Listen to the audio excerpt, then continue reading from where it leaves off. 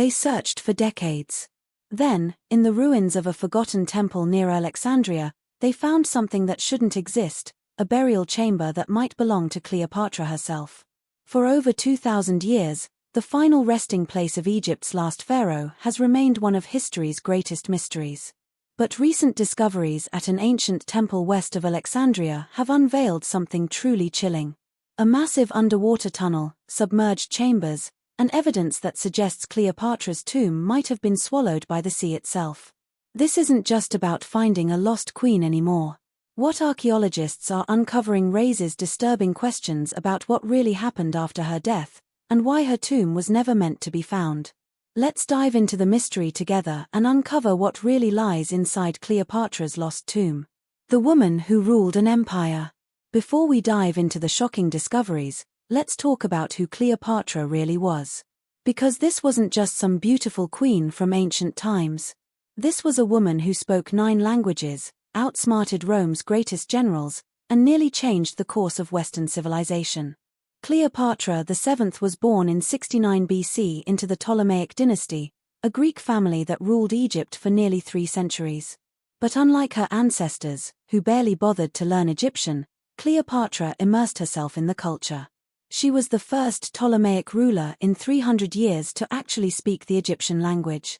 That alone tells you something about her intelligence and political savvy. She didn't just inherit power. She seized it. At 18, she was exiled by her younger brother who wanted the throne for himself. Most people would have given up. But Cleopatra smuggled herself back into the palace, allegedly rolled up in a carpet, and presented herself to Julius Caesar. That meeting changed everything. She convinced the most powerful man in the world to help her reclaim her throne. That's not luck. That's pure strategic genius. The alliance that shook Rome. Caesar wasn't just charmed by Cleopatra. He was genuinely impressed by her mind. Here was a woman who understood economics, naval warfare, and diplomacy better than most of his own advisors. They formed an alliance that was both political and romantic, and soon Cleopatra gave birth to a son, Caesar Ion, who Caesar acknowledged as his own. Think about what this meant. Egypt's wealth could have financed Rome's expansion indefinitely. Cleopatra's son could have united 2 empires. But then Caesar was assassinated in 44 BC, and everything Cleopatra had built started crumbling. She returned to Egypt, but she knew her position was precarious. Rome was descending into civil war, and whoever emerged victorious would decide Egypt's fate. She needed another powerful ally, and fast. Enter Mark Antony. Mark Antony was one of Rome's greatest military commanders and part of the second triumvirate ruling Rome after Caesar's death. When he summoned Cleopatra to meet him in Tarsus, she didn't just show up. She arrived on a golden barge with purple sails, dressed as the goddess Venus, surrounded by attendants dressed as cupids. The Roman historian Plutarch described the scene as so spectacular that word spread through the city like wildfire. Antony was supposed to be interrogating her about her loyalty. Instead, he fell completely under her spell. Their relationship was different from her partnership with Caesar. This was passionate, reckless, and ultimately tragic. Together, they dreamed of creating an empire that would rival Rome itself. Antony divorced his Roman wife, married Cleopatra in an Egyptian ceremony, and began distributing Rome's eastern territories to her and their children. Rome was furious.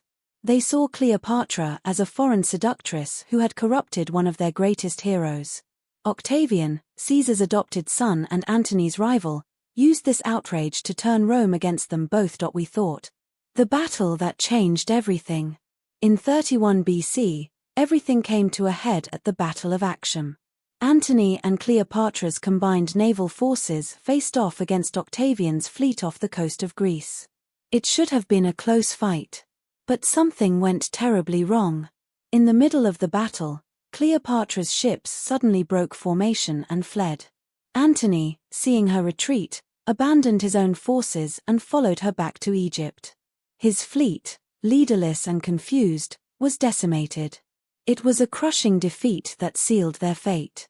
Historians still debate why Cleopatra retreated. Some say she panicked. Others believe it was a calculated decision to preserve her treasury ships. Whatever the reason, it was the beginning of the end. The final days. Octavian marched into Alexandria, and there was no escape left for Antony and Cleopatra. Ancient accounts say Antony became very ill and was brought to Cleopatra, who had locked herself in her mausoleum with her treasures. He passed away soon after, with Cleopatra by his side. Cleopatra now faced Octavian, the man who would soon become Rome's first emperor.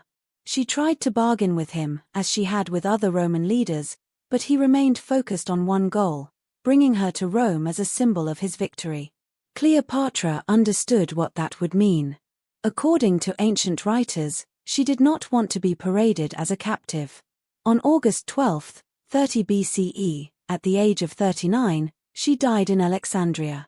The well-known story tells of a serpent, though modern historians believe she may have used another method. The mystery begins. Here's where things get strange.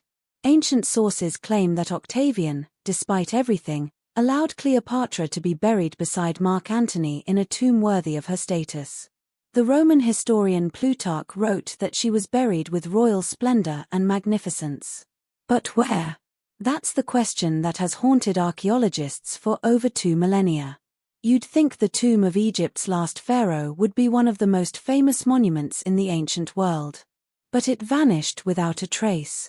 Ancient Alexandria, where she died, is now largely underwater or buried beneath modern buildings.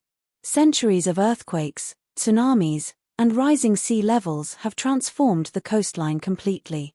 Whatever tombs or monuments existed in Cleopatra's time have been destroyed, buried, or submerged. For years, most experts assumed her tomb was somewhere in ancient Alexandria, lost forever beneath the modern city. But one determined archaeologist refused to accept that answer.